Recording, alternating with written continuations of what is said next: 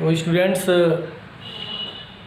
आपको मैं जीव विज्ञान कक्षा 11 चैप्टर 2 चल रहा था। विटेकर के 5 जगत वर्गीकरण का मैं वर्णन कर रहा था। इसमें से 2 जगत प्रोटिस्टा और जगत मोनेरा 2 का वर्णन कर चुके हैं। मोनेरा में आपको बताए थे एक कोशिकी प्रोकैरियोटिक को रखते हैं, प्रोटिस्टा में एक कोशिकी यूकैरियोट को रखते हैं। तीसरा जगत है कवक फंजाई, और इस फंजाई में उन जीवों को रखते हैं जो पूर्ण रूप से विषम कोशी होते हैं। ये हेट्रोट्रॉफिक होते हैं। ये सभी जीव विषम कोशी हैं, हेट्रोट्रॉफिक हैं। अर्थात ये अपना भोजन दूसरे जीवों से ग्रहण करते हैं, बनाते नहीं हैं। और ये मुख्य रूप से या तो मृतोपजीवी होते हैं, यानी सड़े गले पदार्थों से भोजन लेते हैं, या तो परजीवी होते हैं, यानी दूसरे जीवों से अपना भोजन लेते हैं, या कुछ जो होते हैं कोप्रोफिलस होते हैं, यानी विष्ठाभोजी होते हैं। विष्ठाभोजी होते हैं यानी कोप्रोफिलस होते हैं। तो मेनली कह सकते हैं कि जो विषम कोशी होते हैं अपना भोजन नहीं बनाते हैं, या तो मृतोपजीवी या परजीवी या विष्ठाभोजी होते हैं। दूसरी इनकी विशेषता है ये कि ये क्लोरोफिल विहीन होते हैं। क्लोरोफिल विहीन होते हैं। क्लोरोफिल विहीन का मतलब कि इनमें क्लोरोफिल नहीं पाया जाता है। क्लोरोफिल नहीं पाया जाता है, इसलिए अपना भोजन नहीं बना पाते हैं। इसीलिए ये स्वपोषी नहीं होते हैं, क्योंकि इनमें क्लोरोफिल नहीं होता है, तो प्रकाश संश्लेषण नहीं करते हैं। प्रकाश संश्लेषण नहीं करते हैं तो ये विषमपोषी कहे जाएंगे, स्वपोषी नहीं होते हैं। तीसरी इनकी विशेषता ये होती है कि इनकी जो कोशिका भित्ति हुई है वो पाई जाती है, लेकिन इनकी कोशिका भित्ति किस चीज़ की बनी होती है? काइटिन की कोशिका भित्ति होती है। बहुत ही इम्पोर्टेंट कैरेक्टर है इनकी। कोशिका भित्ति तो हरे पौधों में भी होता है, प्लांट्स में भी होते हैं, लेकिन यह कोशिका भित्ति सेलुलोज की बनी होती है, जबकि इनकी कोशिका भित्ति काइटिन की बनी होती है। तो एक डिफरेंट इनका गुण होता है, इसीलिए ये फंजाई हैं, इनको पादप से अलग रखा गया है। एक गुण और देखें, इनमें भोजन जो होता है वो भोजन ग्लाइकोजन के रूप में संचित होता है। यानी ग्लाइकोजन जो भोज्य पदार्थ होता है वो इनमें क्या होता है? भोज्य पदार्थ संग्रह, यानी इनमें जो संग्रह होता है भोजन का वो ग्लाइकोजन के रूप में होता है, जबकि पादपों में जो भोजन एकत्रित होता है वो स्टार्च के रूप में होता है।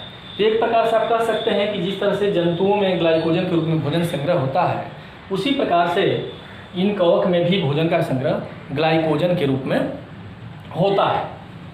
एक अगला है कि ये प्रायः ये गमन नहीं करते हैं, यानी गमन नहीं करते हैं, क्योंकि इनमें कोई गमन करने वाले अंग नहीं होते हैं, इसलिए ये गमन नहीं करते हैं। तो मुख्यतः कवक के ये जो गुण हमने बताए हैं ये कवक के गुण होते हैं। तो ये गुण जिनमें होता है उनको हमने कवक जगत में रखा है। और एक चीज़ और जाने कि ये एक कोशिकीय या बहुकोशिकीय हो सकते हैं। एक कोशिकीय, इनकी संरचना एक कोशिकीय या शरीर की संरचना बहुकोशिकीय हो सकते हैं। बहुकोशिकीय शरीर की संरचना हो सकता है।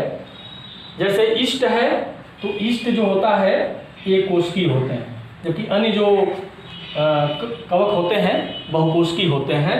और एक और चीज़, ये सभी जो होते हैं यूकैरियोटिक होते हैं। ये सभी जीव यूकैरियोटिक होते हैं। तो कवक या फंजाई समूह में जो जगत है इसमें जो ये गुण जिनमें रहेगा उनको रखा गया है। अब कवक के बारे में जाने से पहले इस कवक के बारे में एक एक करके देखते हैं कि इनका आवास एवं स्वभाव क्या होता है। आवास एवं स्वभाव, तो आपको हमने अभी बताया कि ये सभी जो होते हैं इनकी सबसे बड़ी विशेषता है कि ये विषम कोशीय होते हैं। अर्थात इनका स्वभाव ये है कि अपना भोजन नहीं बनाएंगे, भोजन के लिए दूसरे जीवों पर आश्रित होते हैं और ये मृतोपजीवी हो सकते हैं या ये परजीवी हो सकते हैं या विष्ठाभोजी हो सकते हैं। दूसरी विशेषता ये है इनकी कि ये जो पाए जाते हैं ये लगभग हर जगह पाए जाते हैं। ये जल में भी कुछ पाए जाते हैं, कुछ दूसरे जीवों पर जल में पाए जाते हैं। जैसे मान लीजिए एक्लिया है, तो एक्लिया एक कवक है या सेप्रोलाइगिना है, सेप्रोलैगिना। तो ये दोनों जो कवक हैं वो जलीय होते हैं, जल में पाए जाते हैं। बहुत सारे ऐसे होते हैं जो मृतोपजीवी होते हैं, जैसे आपका राइजोपस है, तो राइजोपस मृतोपजीवी है और रोटी के ऊपर पाया जाता है, इसीलिए इसको ब्रेड मोल्ड कहते हैं।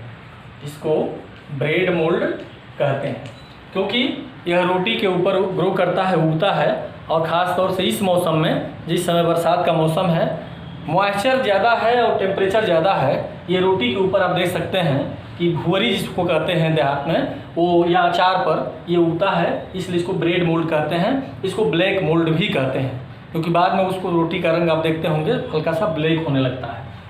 तो ये राइजोपस उस पर पाया जाता है। इसी प्रकार से ईस्ट को देखेंगे आप, तो ईस्ट जो शर्करा युक्त भोज्य पदार्थ होगा उस पर पाया जाता है।